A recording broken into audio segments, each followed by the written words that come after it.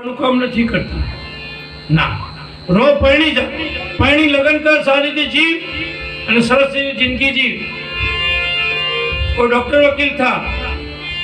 પછી રોટલો બીજાનો ખાવાનો આવે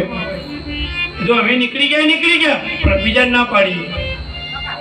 જે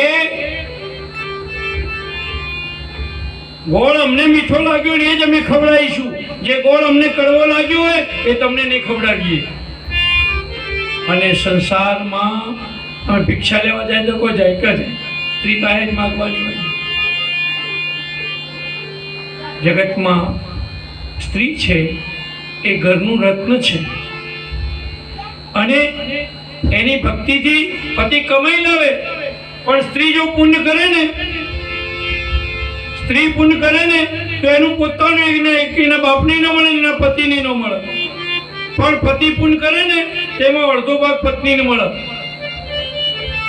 અને પોતાનું આખું હોય 1.5 ગણું પુણ્ય થાય એનું એટલે મંદિરમાં આવીને